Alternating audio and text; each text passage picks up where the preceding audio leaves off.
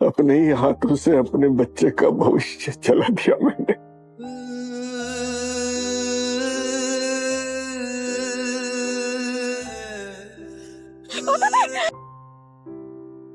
इस प्रोमो की शुरुआत ही एक इंटेंस इमोशनल टेंशन के साथ होती है। कैमरा धीरे धीरे ईशा के चेहरे पर जूम करता है।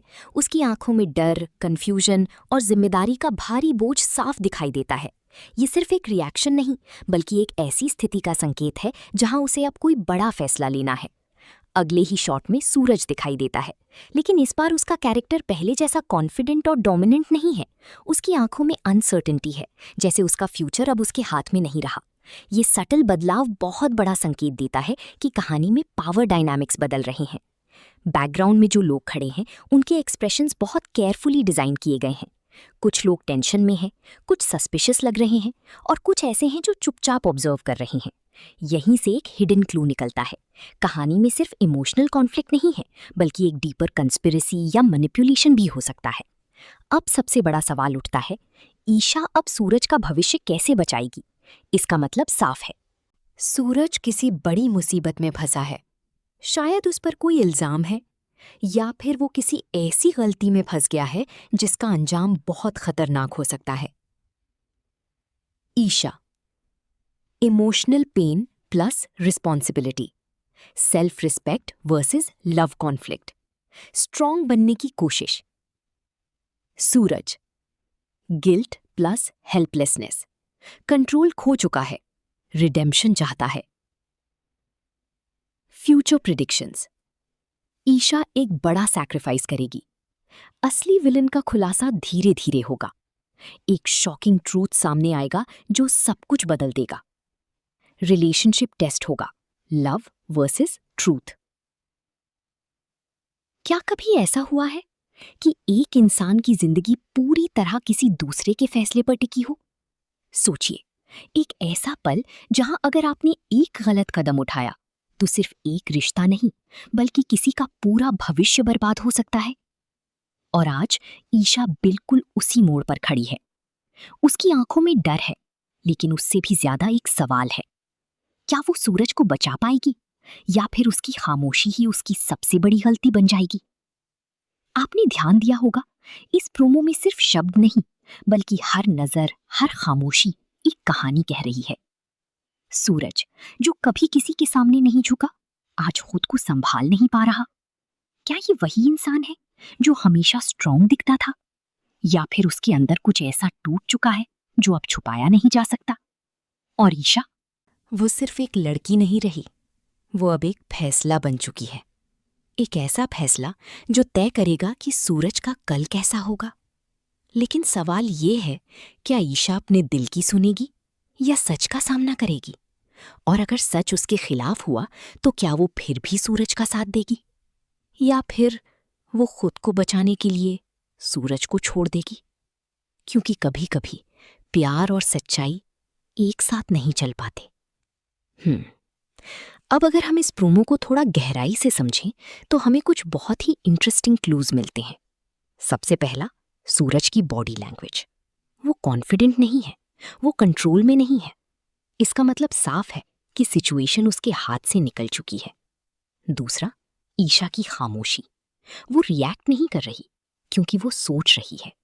और जब कोई इंसान बोलने से पहले सोचने लगे, नीचे कमेंट करके जरूर बताइए, क्योंकि आपकी सोच इस कहानी को और भी दिलचस्प बना सकती है। लेकिन क्या सच इतना आसान होता है जितना हमें दिखता है? क्योंकि हर कहानी में एक सच होता है, और एक ऐसा सच जो छुपाया जाता है। और इस कहानी में वो छुपा हुआ सच ही सबसे खतरनाक है। अब जरा इमेजिन कीजिए, रात का समय है, घर में सन्नाटा है, हर कोई अपने अपने कमरे में है, लेकिन किसी की भी नींद पूरी नहीं हो रही। ईशा खिड़की के पास खड़ी है, बाहर अंधेरा है, लेकिन उसके अंदर जो चल रहा है वो उस अंधेरे से भी ज्यादा गहरा है। उसके दिमाग में बार बार वही सवाल घूम रहा है, क्या मैं सही कर रही हूं? क्या सूरज सच में गलत है, या फिर मैं किसी गलतफहमी का शिकार हो गई हूं? और यही वो पल है जहां से एक इंसान का असली कैरेक्टर सामने आता है। क्योंकि जब सब कुछ क्लियर होता है तब फैसला लेना आसान होता है, लेकिन जब हर तरफ कंफ्यूजन हो तब सही और गलत के बीच फर्क करना सबसे मुश्किल हो जाता है। अब दूसरी तरफ सूरज, वो अकेला बैठा है। उसकी आंखों में नींद नहीं है, सिर्फ पछतावा है। लेकिन ये पछतावा किस बात का है? क्या उसने सच में कोई गलती की है, या फिर वो किसी ऐसी सिचुएशन में फंस गया है जहां से निकलना उसके बस में नहीं था? उसके हाथ कांप रहे हैं, जैसे वो खुद से ही लड़ रहा हो। और शायद यही उसकी सबसे बड़ी लड़ाई है, खुद के खिलाफ। अब अगर हम इस कहानी को और गहराई से समझें तो हमें एक और लेयर दिखाई देती है, और वो है मैनिपुलेशन। क्योंकि बहुत बार इंसान खुद गलत नहीं होता, बल्कि हालात उसे गलत बना देते हैं। और कभी कभी कोई तीसरा इंसान जानबूझकर हालात ऐसे बना देता है कि दो लोग जो एक दूसरे के लिए सब कुछ थे, वो एक दूसरे के खिलाफ खड़े हो जाते हैं। अब सवाल ये है, क्या ईशा इन क्लूज को नोटिस कर पाएगी? क्या वो सच तक पहुंच पाएगी, या फिर वो अपने इमोशंस में उलझकर गलत फैसला ले लेगी? क्योंकि इमोशंस हमेशा हमें सही दिशा में नहीं ले जाते, कभी कभी वो हमें सच से दूर भी ले जाते हैं। अब अगर हम ईशा के कैरेक्टर को एनालाइज करें तो एक बहुत बड़ा बदलाव दिखाई देता है। पहले वो सिर्फ एक इमोशनल लड़की थी जो अपने दिल से फैसले लेती थी, लेकिन अब वो सिचुएशन को समझने लगी है। वो सिर्फ फील नहीं कर रही, बल्कि सोच भी रही है। और यही उसका सबसे बड़ा ट्रांसफॉर्मेशन है। अब वो विक्टिम नहीं रही, वो अब डिसीजन मेकर बन चुकी है। और यही बात इस कहानी को और भी पावरफुल बनाती है। अब दूसरी तरफ सूरज का कैरेक्टर भी चेंज हो रहा है। पहले वो कॉन्फिडेंट था, लेकिन अब वो वल्नरेबल है। और वल्नरेबिलिटी किसी भी इंसान का असली रूप दिखाती है। अब वो सिर्फ अपनी इमेज बचाने की कोशिश नहीं कर रहा, बल्कि वो सच में खुद को सुधारना चाहता है। लेकिन क्या ये पॉसिबल है? क्या एक इंसान अपनी गलती सुधार सकता है? क्या ट्रस्ट वापस आ सकता है? या फिर कुछ चीजें एक बार टूट जाएं तो हमेशा के लिए टूट जाती हैं? अब कहानी का अगला बड़ा ट्विस्ट यहीं से शुरू होता है, क्योंकि जैसे जैसे सच सामने आता है वैसे वैसे हर किरदार की असली पहचान भी सामने आने लगती है। और तब पता चलता है कि कौन सही था और कौन गलत। अब इमेजिन कीजिए एक ऐसा पावरफुल सीन जहां सब लोग एक जगह इकट्ठा होते हैं और सच सामने आता है। हर कोई शॉक्ड है, कुछ लोग रो रहे हैं, कुछ गुस्से में हैं, और कुछ लोग चुप हैं, क्योंकि उनका सच अब सबके सामने आ चुका है। ईशा की आंखों में आंसू हैं, लेकिन इस बार वो कमजोर नहीं है, क्योंकि अब उसके पास सच है, और सच इंसान को मजबूत बना देता है।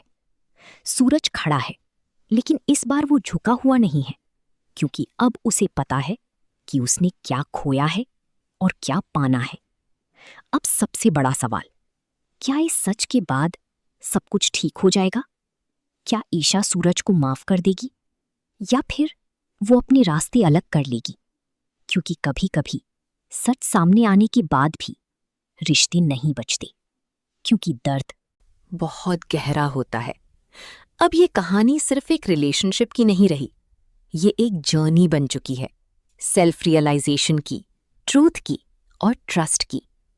अब आप सोचिए, अगर आप इस सिचुएशन में होते तो क्या करते? क्या आप दिल की सुनते या दिमाग की? क्या आप माफ करते या आगे बढ़ जाते? क्योंकि हर इंसान का जवाब अलग होता है, और यही इस कहानी की खूबसूरती है कि ये सिर्फ एक कहानी नहीं, बल्कि एक मिरर है जिसमें हम खुद को देख सकते हैं।